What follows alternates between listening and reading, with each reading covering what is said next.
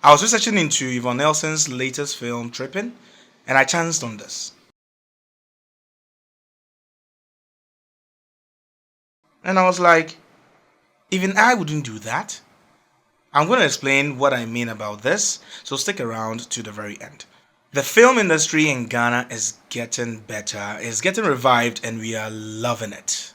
I don't know if you've actually noticed that a lot of producers are producing nowadays because I feel like the influence has come from YouTube, where producers in Nigeria keep on producing content on YouTube for viewers like even Ghana. They are penetrating into our space so much that I was feeling like we were lacking that spirit of getting our films out there for our Ghanaian audience to have the confidence back in our films. But if you pay a critical look at how films are churned out by Ghanaian producers in Ghana, we are loving it because it's getting better and better. Looking at the look of our films, the color grading, it's looking so good.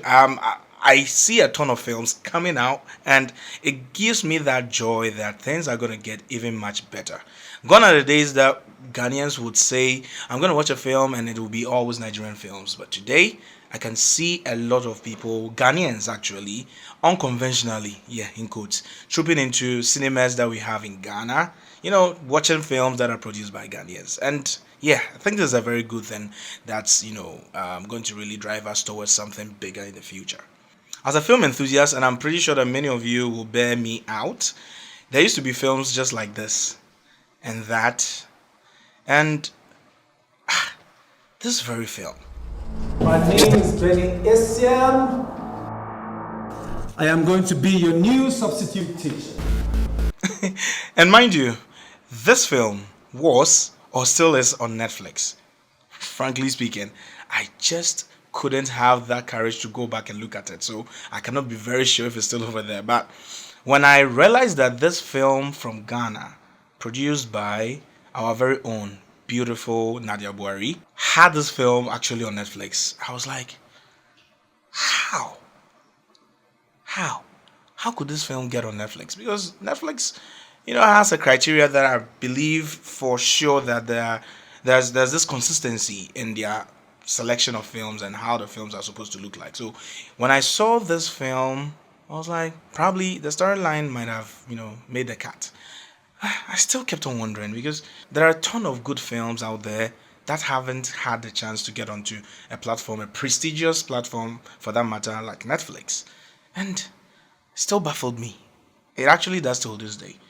Maybe I need to call a friend and find out, the criteria that Netflix actually uses to select films. Maybe they've changed it or something like that. Because looking at that film, I was like,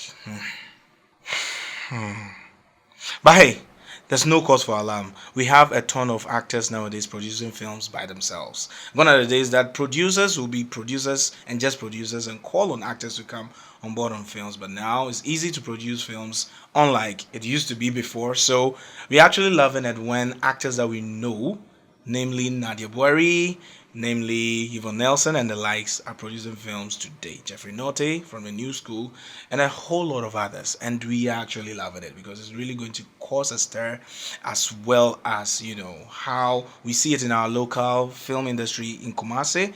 Lowen, we have Chichiku, Dr. Laiki, and the likes, all joining the force to make sure that we have films each and every day. They're not just going to sit down and sit on the fence and wait for producers to call them. They are going to do that by themselves. So that was making me excited, and for that reason I decided to research into it further and find much more actors who are into this to see how best we can facilitate it with our new school and our new generation, and how best we can also contribute to the industry.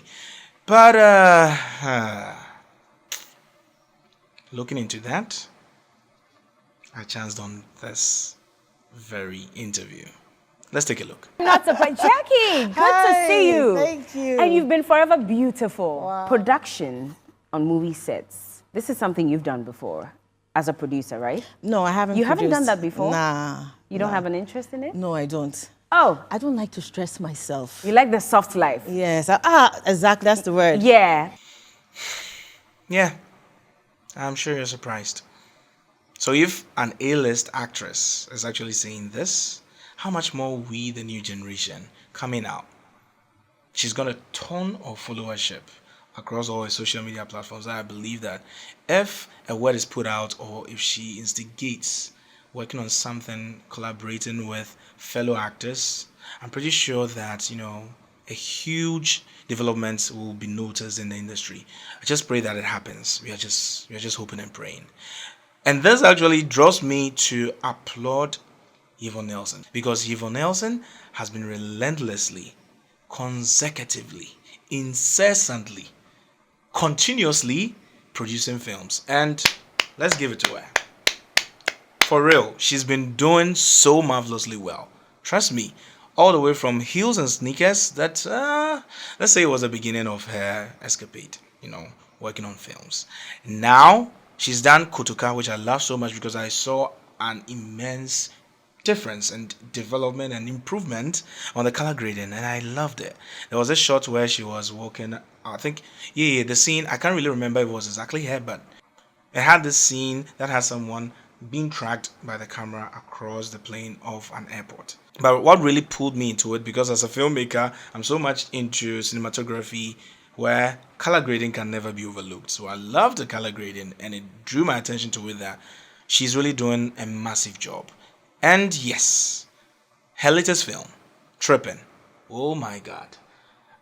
I don't know, maybe this is something that I believe producers should also look into, where they collaborate with other studios, because we always see a ton of productions churned out by Hollywood where there are collaborations here and there. Warner Brothers collaborating with, let's say, the Weinsteins, all that. A lot of production houses are joining hands to produce good films. So when I realized that Yvonne Nelson directing Trippin', having Balance on top of it, or collaborating with Balance, I believe, they are so much into music videos. I believe I've seen a couple of music videos that is filmed for Asaka Boys and so forth.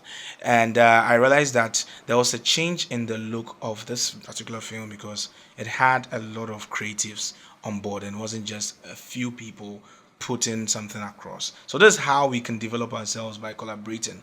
And seeing Yvonne Nelson believing in the creative space of the new generation, I believe that this is something that if a lot more producers will look into, really offer us a great deal in development for our industry. So I can't help but keep on commending Yvonne Nelson, not because of her producing films or only collaborating with other production studios, but basically for something like this. Let's just listen to her.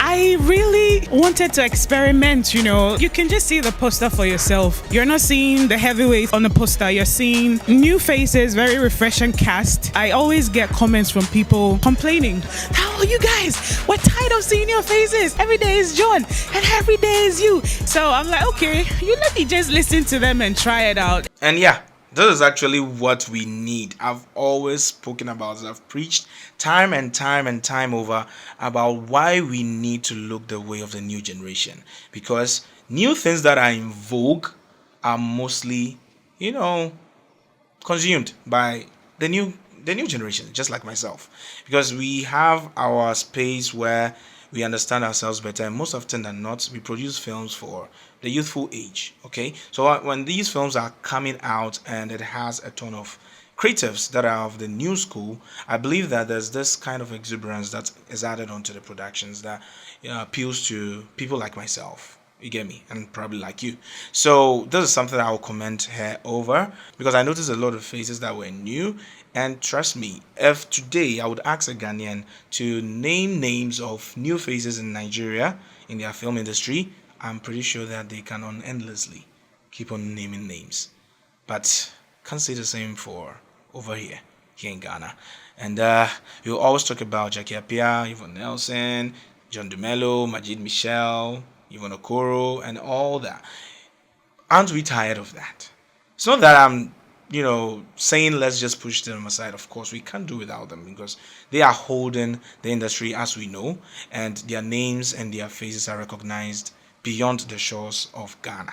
All right. So if we are looking at incorporating new school and blending with them, we can add, we can have a blend of both worlds, and it will seamlessly propel us into greatness and, into creating beautiful stuff that will appeal to the old school as well as the new school. So it's not that we have to abandon things that were done in the past. We incorporate them and develop them into something that's in vogue so it can appeal to the new school equally. So with tripping, I realized the cinematography was beautiful. I noticed that the color grading too was exquisite. It had this look that was unconventional, and it really resonated with me because I always have a particular style that I give to a film that arouses a certain feeling that I want to also instill into the feelings of my audience. And this actually did it for me because I noticed a couple of things that they used. There was this camp vehicle, had some of the actors in there, and they filmed indoors. But there was this particular scene that was being filmed, and this is actually within the vehicle, and I saw behind the scenes of that. As I said from the beginning that I was going to talk about that or address that, I realized that Yvonne Nelson was holding out an LED panel that was supposed to light this actress, and because the light is bare without any film of diffusion, I felt that because indoor light hits every surface, and if the surfaces are bright enough or they are like something close to a tint of white, it ends up flooding the entire room or flooding the entire space and diffusing the light, making it very soft. So having an LED panel that is that broad with the beads of LED light in there shining, and not through any diffusion film, but just it coming all the way powered like that, you are definitely going to find harsh shadows and harsh highlights over there. That's mostly specular light, and looking at the environment, it wouldn't really look, in my opinion actually, it wouldn't really look the best because you're going to find shadows here and there that under normal circumstances and naturally you wouldn't find. But I think basically that's what I can say for that. I had to look around in the room or the space where they were shooting to find where exactly the light was coming from that was motivated by the light that Yvonne Nelson is holding out. And I realized there was a window light, and the window light was way below, somewhere the sun can't directly shine through. So you can't say it's not an overcast weather and the sun is just shining through, so it's going to be harsh. Of course, it wouldn't be so, unless you are not blasting it fully in the face of the model or in the face of the subject, but probably dialing it down. If that happens, it will be quite soft because of the distance that I see her standing away from the subject. So that's basically what I said. I wouldn't do that because I will always consider diffusing the light and making sure that when it hits the surface or anywhere around the model or around the subject, it's going to be soft as much as what the light originally is supposed to inspire. I also fell in love with the drone shots that showed the spaces, the introductory scenes where we needed to know where they were, where they had to walk all across because they had a problem with their vehicle. It broke down, so they had to walk away the camp set and all that. You notice that the drone shots were establishing the space, making us feel that our actors over there were lonely. So showing that large space, the endless walkway, the endless distances that they are going to cover was well executed by the drone shots. So kudos to the DOP and the drone pilot. Once again, in my opinion about the color grading, I realized something, that the environment that they had this camp set up, right, where they had the tents in there, you realize that their skin tones were immersing into the environment, and that's because of course the light was soft, and so their faces were definitely not going to really catch light that will cause a lot of contrast for separation. So if it were me to be color grading this, I'll definitely find a way to shoot against backgrounds that wouldn't conform with their skin tone, so that their skin tones could either come out or be color graded with some bit of vibrance to create separation, because of course we need to know the differences between the skin and the environment and the depth that we are looking for the scene. And this goes a long way to help your audience to decipher the skin tones from the background and from whatever things that you might not want their eyes to register on or to follow. And then we come into some night shots. When you're shooting night scenes and perhaps you are looking for a light to influence your scene, most often than not, you're going to look for, the moon, where it's shining from. You're also going to consider some street lights if there are any available, or perhaps you can create your own light source, to motivate the scene. So in this particular shot, you realize that our actors are dancing or jumping around or walking around a campfire, where I realized that the campfire was the main light or the key light that was lighting them up.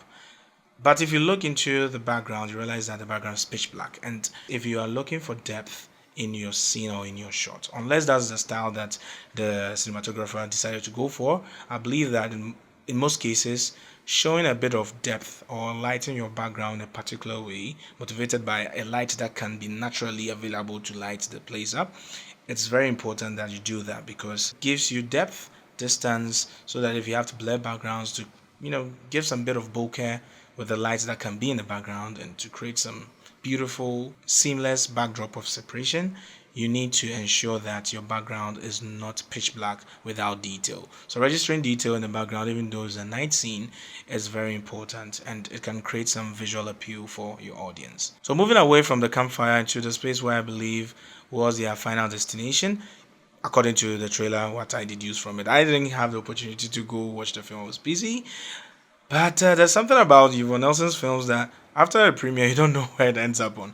But I just hope that there's going to be an avenue where I can get to watch the film. But deducing from the trailer, I realized a lot of harsh lights that could probably be lights that were, around in the space, lighting the environment and all that. But anytime I see a shadow being cast, especially with this shot where Yvonne Nelson is standing against the wall, any filmmaker who lights in the evenings to shoot scenes, you most definitely bring yourself to believe that this light is actually an artificial light that's being shown against the subject on set, just to light her for us to see the subject or the actor.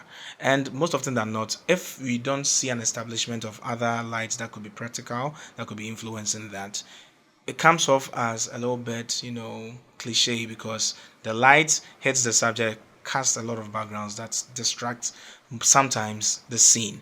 So that's something that I realized was something I wouldn't do as a filmmaker. I'll look out for shadows anywhere and see, or to decide if the shadows wouldn't distract the scenes and would be, considered to be something that's natural, that's supposed to be in the shot. Then the last thing that I would also like to talk about, that I also realized about the film in terms of the lighting, was that I realized the moonlight was motivated by a blue gelled light.